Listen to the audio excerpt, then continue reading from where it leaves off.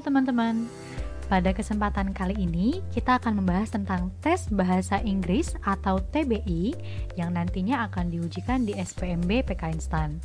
Nah, kali ini kita akan membahas secara garis besar terkait dengan TBI itu sendiri.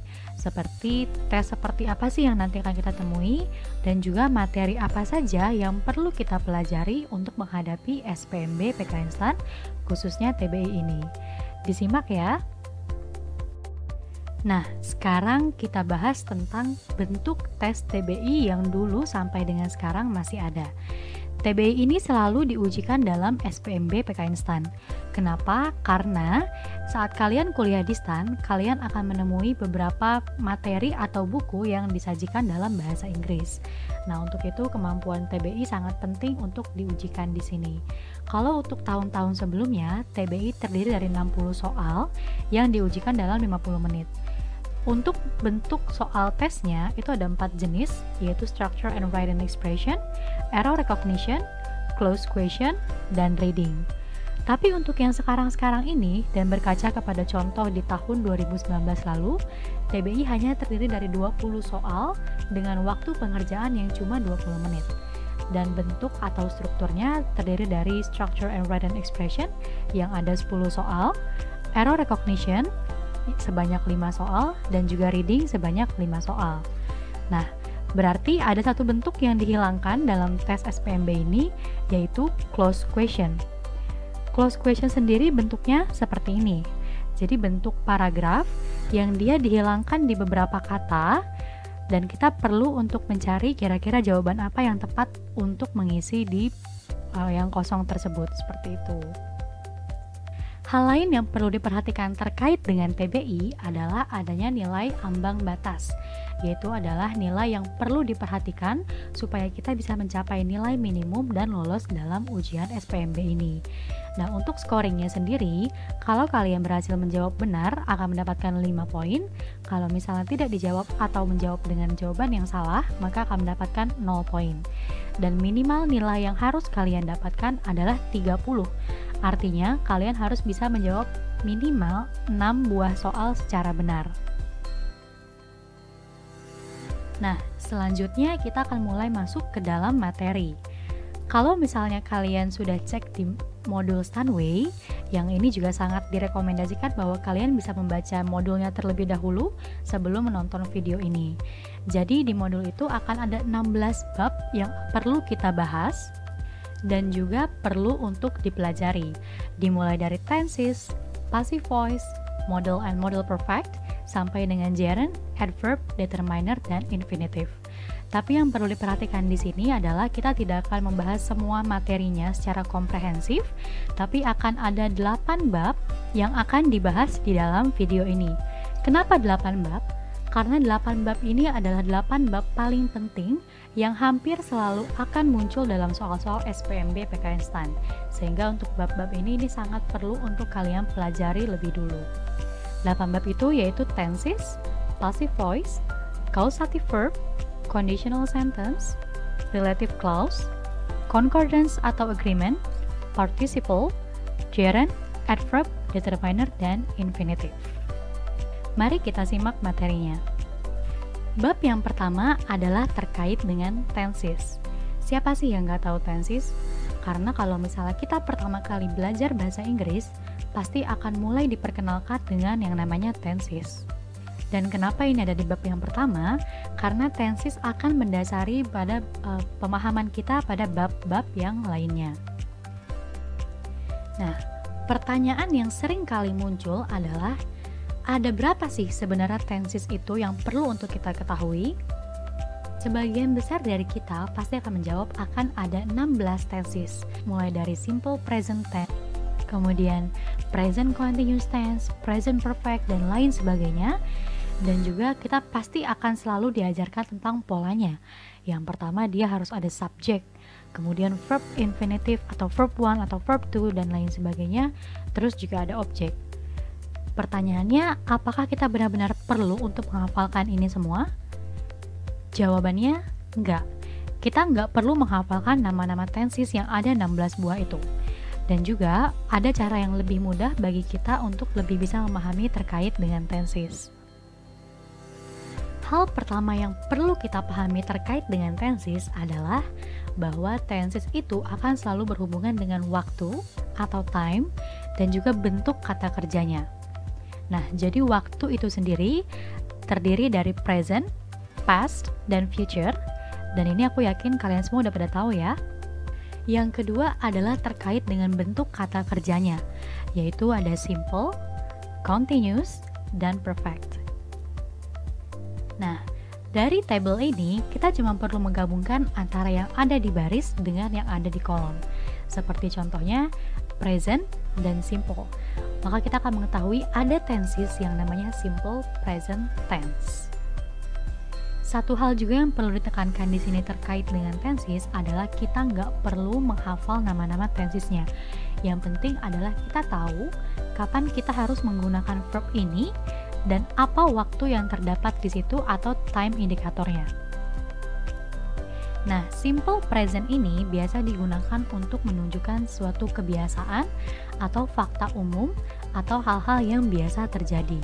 Dan simple present tense perlu diingat dia selalu menggunakan verb one. Verb one hanya digunakan di simple present tense. Yang kedua, kita kenal ada yang namanya present continuous tense. Nah, untuk continuous sendiri, kita selama ini selalu mengetahui bahwa yang namanya continuous itu pasti yang ada verb ing-nya. Pemahaman seperti itu salah ya teman-teman, karena continuous artinya adalah tenses yang pasti mengandung to be dan verb ing. Jadi bukan hanya sekedar verb ing, karena kita selalu mengingatnya bahwa continuous itu pasti verb ing. Yang benar adalah to be dan verb ing itu baru yang kita sebut sebagai continuous. Nah, dalam kaidah present tense, ketika present bertemu dengan continuous, artinya to be-nya harus menggunakan to be yang saat ini. Ingat, karena present menunjukkan keterangan waktu yang terjadi di saat ini. Karena continuous menggunakan to be plus verb ing, dan present tense berarti adalah keterangan waktu saat ini, maka to be yang kita gunakan adalah is, am, atau are, tergantung kepada subjeknya, dan kemudian menggunakan verb ing.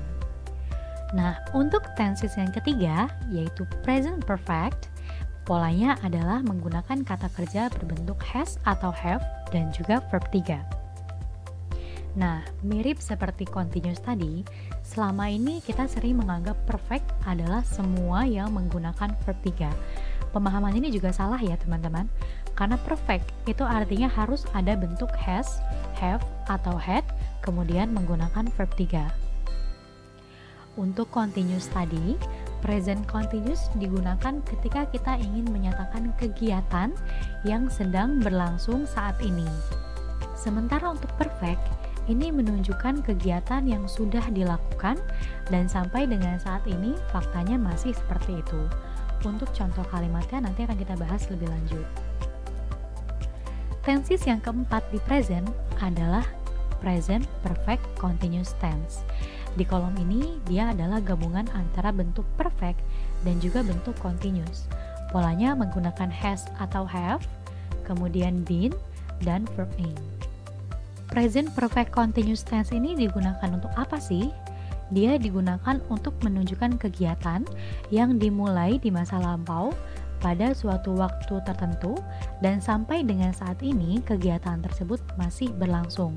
Artinya masih dilakukan oleh si subjeknya, sehingga dia masih masuk ke dalam kaidah aturan present tense.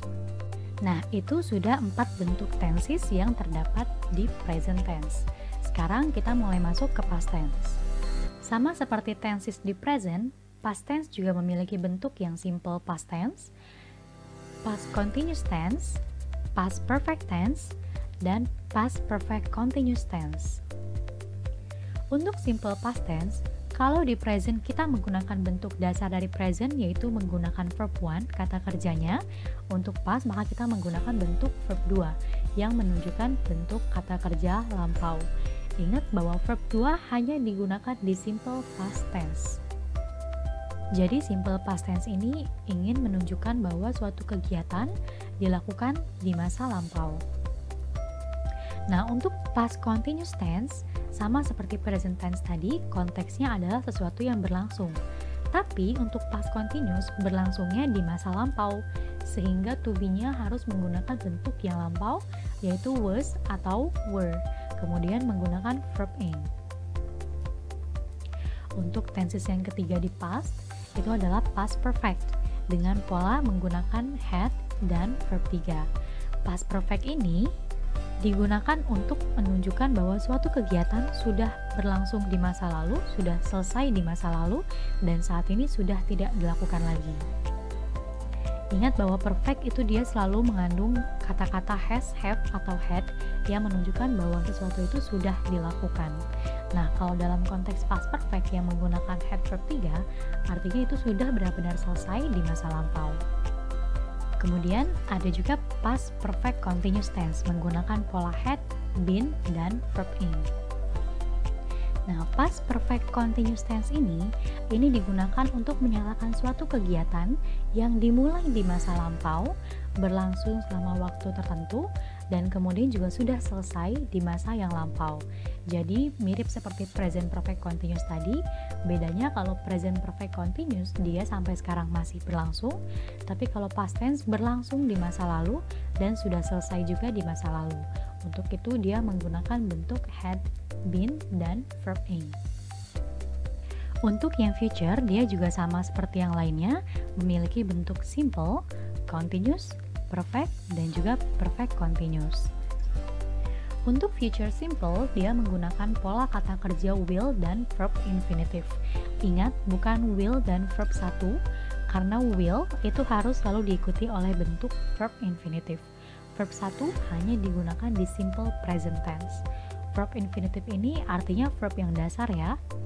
Dan simple future ini untuk menunjukkan suatu kegiatan yang akan dilakukan di masa yang akan datang. Nah, kalau untuk future continuous tense, dia memiliki pola kata kerja will, be, dan verb ing. Artinya, ini menunjukkan kegiatan yang akan dilakukan dan akan berlangsung di masa yang akan datang.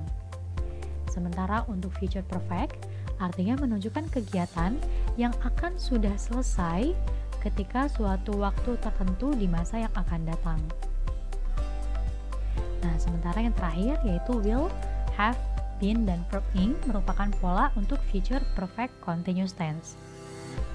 Artinya untuk menunjukkan kegiatan yang akan dimulai dan akan berlangsung pada waktu tertentu di masa yang akan datang. Nah, sebenarnya tenses inti itu hanya ada tenses ini saja, yaitu sebanyak 12 tenses yang terdiri dari present, past, dan future dengan 4 bentuk yaitu simple, continuous, perfect, dan perfect continuous tense. Jadi total 12 tenses utama. Sementara 4 tenses lainnya ini disebut sebagai pola kombinasi atau tenses kombinasi, yaitu gabungan antara keterangan waktu past dan future dengan bentuk kata kerja yang sama yaitu simple, continuous, perfect, dan perfect continuous. Polanya seperti yang bisa dilihat di sini ya. Ini tidak akan kita bahas lebih jauh karena sebenarnya past future ini jarang muncul sebagai bagian tenses di soal SPMB PK Instan. Untuk past future sendiri, dia seringkali akan bersinggungan dengan pola-pola lainnya seperti conditional sentence, kemudian juga models, dan lain-lain. Kemudian untuk contoh kalimatnya bisa dilihat di sini. Yang perlu diingat adalah pertama, tenses akan selalu terkait dengan keterangan kata kerja serta time indicator atau keterangan waktunya. Jadi tugas pertama yang perlu kalian perhatikan ketika ketemu dengan soal tenses adalah cari keterangan waktunya dan juga keterangan subjeknya apakah dia singular atau plural. Kemudian kita akan dengan mudah bisa menentukan verbnya. Misalnya di contoh kalimat present simple, she learns English every day. Ini menunjukkan kalimat yang berupa kegiatan yang dilakukan setiap hari atau kebiasaan. Ingat, karena ini menunjukkan kebiasaan, maka dia menggunakan present simple dan harus menggunakan bentuk kata kerja verb 1. Untuk itu kita menggunakan learns di sini. Kenapa kita menggunakan s pada kata kerjanya? Karena subjeknya adalah she. Ingat, dalam present simple, untuk subjek yang berupa he, she, atau it, verb one-nya harus menggunakan tambahan s. Sementara untuk subjek yang they, we, I, dan you, ini tidak perlu menambahkan s di belakang kata kerjanya. Kemudian contoh yang kedua, misalnya she is learning English right now. Di sini kita ingin menunjukkan bahwa dia sedang belajar bahasa Inggris saat ini. Kenapa kita menggunakan is learning di sini atau bentuk present continuous? Karena ada keterangan waktu right now, yang artinya saat ini. Biasanya keterangan waktu atau time indicator dari right now ini dia akan berarti bahwa kegiatan tersebut sedang berlangsung di saat ini. Untuk itu kita menggunakan bentuk yang to be plus verb in. Contoh selanjutnya di present perfect. Kalimatnya she has learned English. Nah, ini yang perlu diperhatikan. Seperti yang sudah dijelaskan sebelumnya bahwa present perfect itu menunjukkan kegiatan yang sudah berlangsung atau sudah berlalu. Dan sampai dengan saat ini faktanya masih seperti itu. Nah, ciri-ciri dari present perfect biasanya dia tidak memiliki keterangan waktu yang jelas. Artinya ketika dia mengatakan she has learned English, artinya saat ini kondisinya atau faktanya adalah bahwa dia sudah belajar bahasa Inggris. Kita nggak tahu dia kapan belajarnya atau kapan selesainya. Intinya adalah dia sudah belajar bahasa Inggris. Jadi di sini memang present perfect ini jarang memiliki keterangan waktu. Berbeda dengan present perfect continuous tense, dalam kalimat she has been learning English for 5 years, ini menunjukkan sesuatu yang dari dulu sampai dengan sekarang ini masih berlangsung kegiatannya. Dan indikator waktu yang sering kali digunakan adalah for untuk menunjukkan sudah berapa lama dia melakukan itu, atau since untuk menunjukkan sudah sejak kapan dia memulai kegiatan itu. Jadi dari kalimat she has been learning English for 5 years artinya adalah bahwa dia dari dulu sampai dengan sekarang sudah belajar bahasa Inggris selama 5 tahun dan sampai dengan sekarang dia masih belajar bahasa Inggris. Untuk past dan future masing-masing polanya seperti yang sudah dijelaskan sebelumnya. Dan untuk past simple seringkali dia keterangan waktunya jelas, misalnya yesterday, 2 days ago, atau last month, dan lain-lain. Nah, perlu sedikit diperhatikan di bagian past perfect ini. Dalam kalimat she had learned English before she learned Spanish, ini berarti bahwa dia sudah belajar bahasa Inggris sebelum dia belajar bahasa Spanyol. Nah, konteksnya adalah bahwa had learned adalah sesuatu yang sudah benar-benar selesai sebelum dia melakukan hal lain yang sama-sama di masa lampau juga, yaitu she learned Spanish. Artinya dia belajar bahasa Inggris dulu, baru dia belajar bahasa Spanyol. Ini salah satu tenses yang sering kali muncul di SPMB, dan biasanya bentuknya adalah gabungan dari past perfect continuous ini, she had learned English, dan juga ada keterangan before atau after, kemudian menggunakan gabungan juga menggunakan verb 2 seperti she learned Spanish. Jadi seringkali yang muncul itu bentuk soalnya adalah gabungan antara dua tenses dan jarang sekali SPMB PK Instan memunculkan soal yang simple. Sama seperti contoh di past continuous. She was learning English when I visited her. Nah, ini juga merupakan bentuk kombinasi dari dua tenses, yaitu past continuous yang dalam kalimat she was learning English dan juga past simple yaitu yang ada when I visited her. Ini juga bentuk tenses yang sering kali muncul di SPMB PK Instan. Untuk contoh yang future, ini pasti sudah jelas akan menunjukkan bahwa dia kegiatan yang akan dilakukan di masa yang akan datang. Seperti misalnya di future simple ada time indicator tomorrow, atau misalnya by the end of July yang artinya saat akhir Juli nanti, atau ke dalam keterangan when you visit her tomorrow.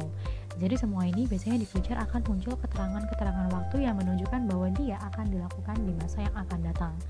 Nah, untuk future sendiri, yang paling sering muncul tensesnya di SPMB adalah bentuk yang future perfect tense, yaitu yang bentuknya menggunakan will, have, kemudian verb 3.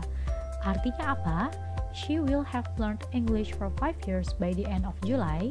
Kita ingin mengatakan bahwa dia akan sudah belajar bahasa Inggris selama 5 tahun saat akhir Juli nanti. Jadi ini menunjukkan sesuatu yang akan sudah selesai dia lakukan, yaitu dia sudah belajar bahasa Inggris selama 5 tahun saat akhir Juli nanti. Jadi ini memang menunjukkan sesuatu yang akan terjadi atau akan sudah selesai di masa yang akan datang. Nah, itu dia terkait dengan tenses. Sekarang kita lanjut ke bab selanjutnya, yaitu tentang passive voice. Apa sih sebenarnya passive voice itu? Dan kenapa kita butuh passive voice? Jadi sebenarnya bentuk passive voice atau kalimat pasif yang sering kita ketahui di bahasa Indonesia juga, ini adalah bentuk modifikasi kalimat. Nah, dengan passive voice ini sebenarnya kita ingin memberikan penekanan bahwa objek ini lebih penting untuk ditekankan daripada subjek. Hal yang perlu diperhatikan juga dari passive voice adalah kalimat yang bisa diubah ke dalam bentuk kalimat pasif hanyalah kalimat yang mengandung transitive verb. Artinya apa? Yaitu bentuk-bentuk kata kerja yang harus diikuti oleh objek atau direct objeknya.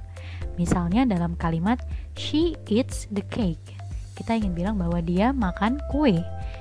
Kalau misalnya kita cuma bilang she eats, itu kalimatnya tidak akan utuh. Maka kita butuh direct object di sini, yaitu the cake. Apa sih yang dia makan?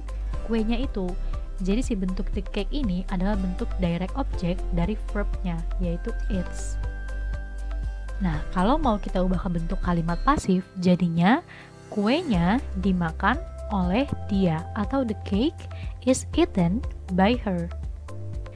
Jadi kita pengen bilang bahwa kuenya sudah dimakan. Jadi kita menekankan kepada si kuenya daripada kepada si she-nya. Contoh lainnya misalnya adalah the postman has delivered the mails. Kita ingin mengatakan bahwa tukang posnya sudah mengantarkan surat-surat itu. Dan ketika kita ubah ke bentuk kalimat pasif, jadinya the mails have been delivered. Perlu diperhatikan di sini adalah bahwa kita tidak perlu harus selalu menyebut orangnya atau keterangan by siapa kegiatan tersebut dilakukan. Kenapa? Karena dalam beberapa kalimat ini sudah jelas bahwa yang melakukan kegiatan tersebut adalah orang tersebut. Jadi misalnya ketika kita bilang surat-suratnya sudah diantarkan, ini hampir sudah pasti yang mengantarkannya adalah tukang pos. Untuk itu kita tidak perlu menyebutkan lagi by the postman.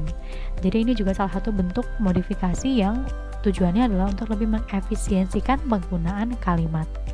Nah, dari contoh kalimat itu kita bisa lihat bahwa ada pola passive voice yang harus kita ingat, yaitu polanya adalah subject, kemudian to be, verb 3, dan objek.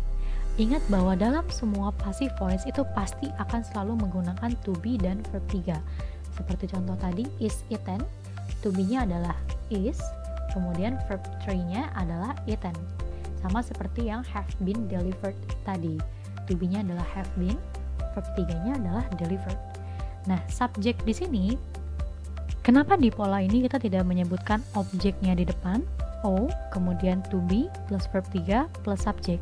Karena sebenarnya walaupun kita menggunakan bentuk kata benda seperti the cake tadi, tetap posisinya adalah dia sebagai subjek.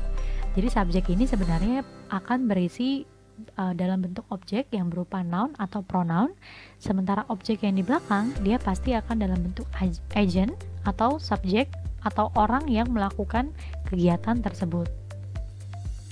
Nah, ini untuk perubahan pola-polanya perlu diingat saja adalah bahwa dalam semua bentuk passive voice seperti yang ada di kolom sebelah kanan ini, dia akan selalu dalam bentuk verb 3. Nanti tinggal masalah to be-nya, to be seperti apa yang harus kita gunakan dalam kalimat tersebut. Jadi misal, kalau kita ingin mengubah dari bentuk verb 1 yang present tadi ya, untuk yang kolom berwarna kuning ini, ketika verb 1 ingin atau simple present tense ingin kita ubah ke bentuk passive voice, maka akan menjadi is, am, atau are sebagai to be-nya, dan verb 3 seperti yang she eats the cake tadi. Itu adalah contoh simple present tense yang diubah ke dalam bentuk passive voice. Kemudian yang kedua, jika ada verb ing, dia pasti akan selalu berubah jadi being. Seperti untuk polanya is, am, are, dan verb ing dia akan berubah menjadi is, am, are. To be-nya tetap sama, tetap menggunakan bentuk yang present, kemudian ditambahkan dengan keterangan to be being, dan juga menggunakan verb 3. Ingat, tidak ada perubahan tenses di sini, yang ada hanya perubahan bentuk. Untuk yang has, have, verb 3, atau present perfect tense, ini dia akan berubah dengan adanya penambahan been.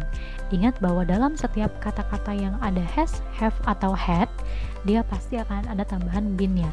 Seperti verb ing tadi yang pasti ada tambahan being-nya. Untuk pola yang perfect continuous tense, artinya yang ada has, have, kemudian ada been dan verb ing, maka semuanya lengkap.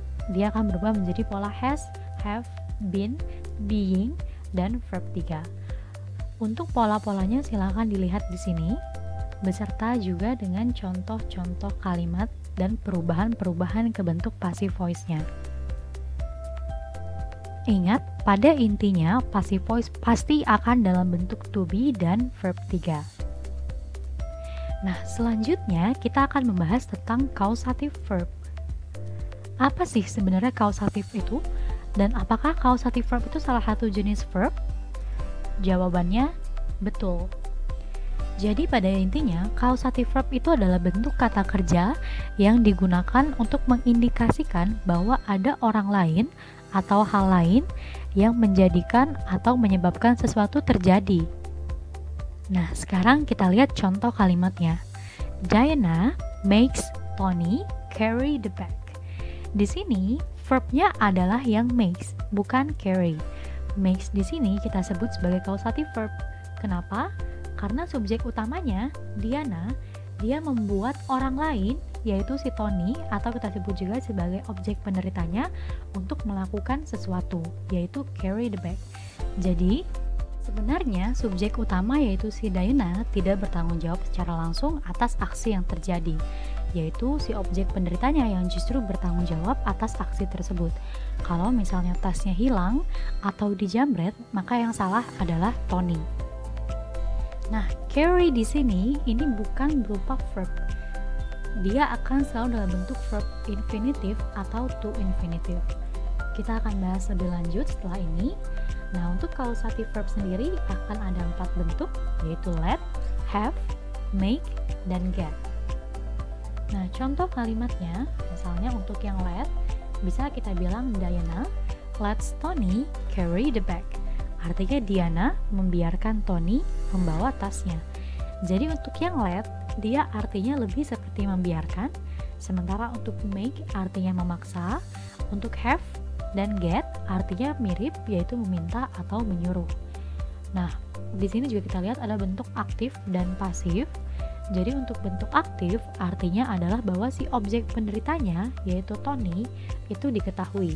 Sementara untuk yang pasif, objek penderita atau si subjek yang keduanya tidak diketahui siapa.